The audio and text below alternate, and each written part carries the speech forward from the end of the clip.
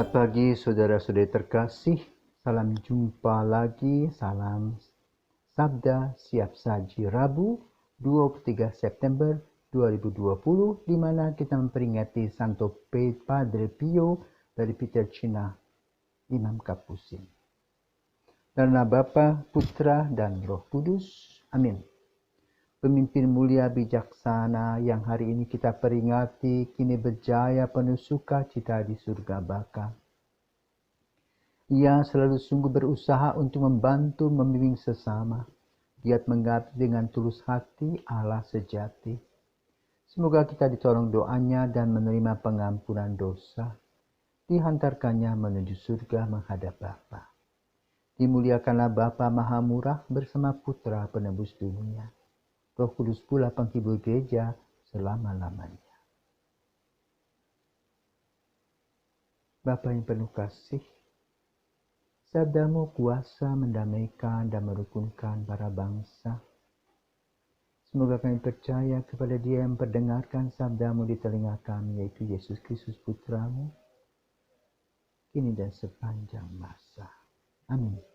Tuhan bersamamu dan bersama rohmu. Inilah Injil Yesus Kristus menurut Lukas. Dimuliakanlah Tuhan. Sekali peristiwa, Yesus memanggil ke-12 muridnya lalu memberikan tenaga dan kuasa kepada mereka untuk menguasai setan-setan dan untuk menyembuhkan penyakit-penyakit.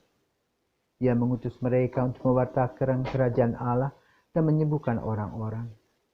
Yesus berkata kepada mereka, "Jangan membawa apa-apa dalam perjalanan. Jangan membawa tongkat atau bekal, roti atau uang atau 2 helai baju.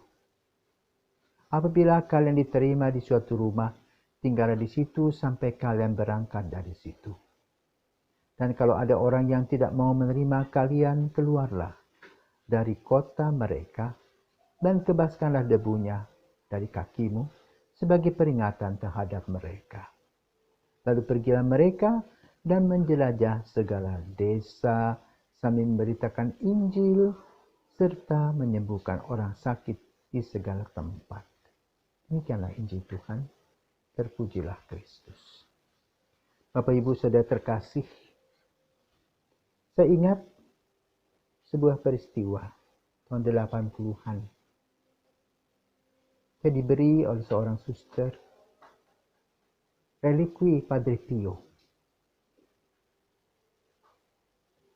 Dan isinya adalah minta kepada Tuhan apa yang Tuhan kehendaki. Tenang dalam menghadapi masalah. Pelan-pelan saya membaca kisah hidupnya, kisah Padre Pio. Yang tahun lalu saya pergi ke Pietrelcina, mengunjungi Basilika besar, di mana Padre Pio, yaitu Santo Padre Pio, tidur dengan lelap.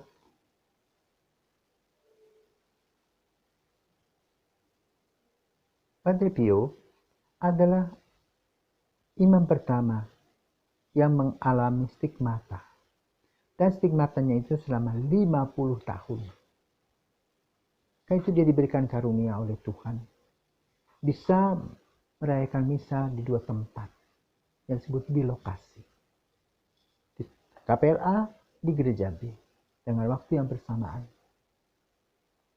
Dia juga bisa berbicara dengan roh-roh halus, orang-orang yang ada di sekitar api pencucian. Ngobrol, memberikan renungan, dan juga dia bisa membaca pikiran orang dalam pengakuan misalnya. Kalau kita masih berbohong kepadanya, dia katakan, ini yang belum kok, ini yang belum kok. Luar biasa. Kapan sih dia mengalami stigmata?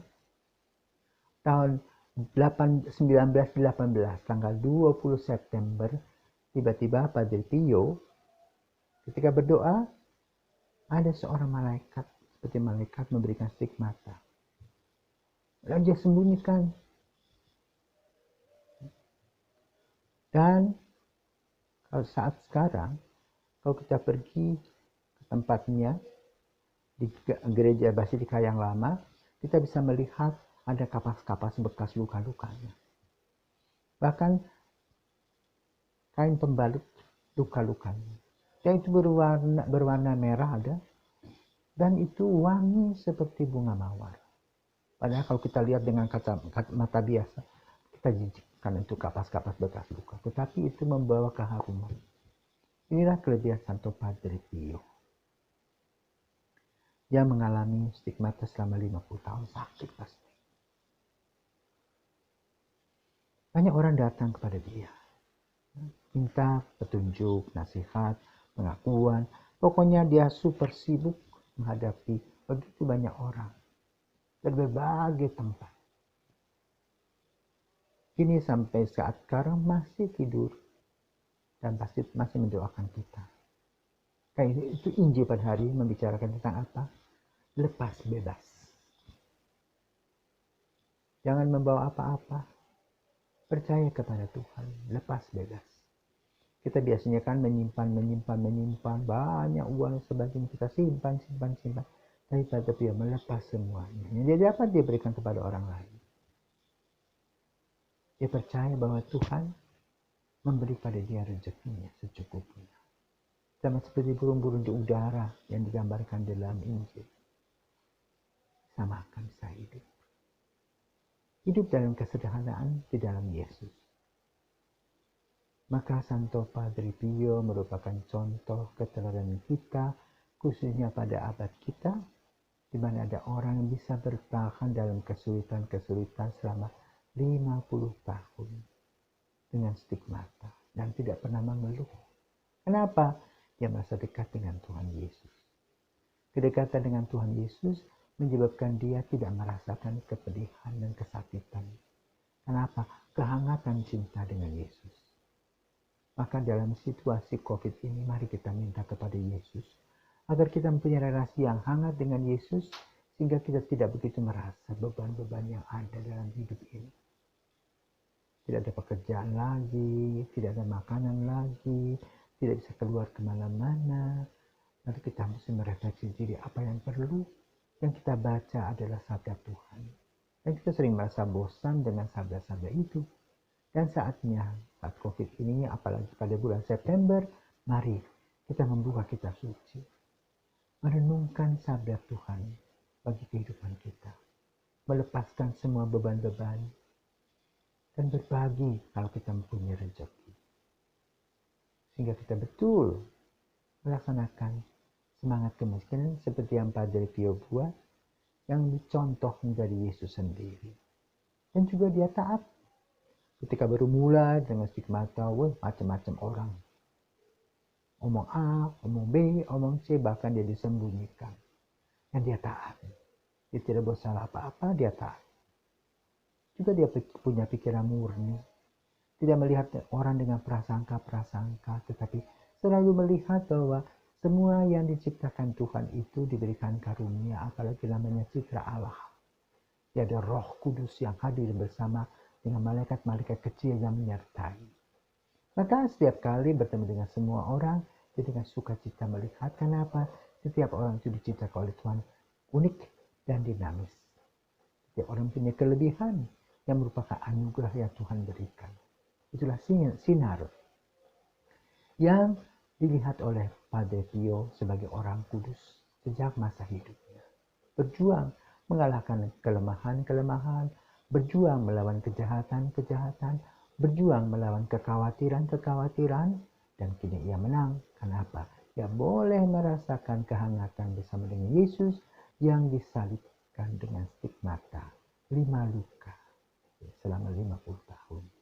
Padre Pio, doakanlah kami dalam masa kekhawatiran ini, masa-masa di mana kami bingung menghadapi situasi COVID ini.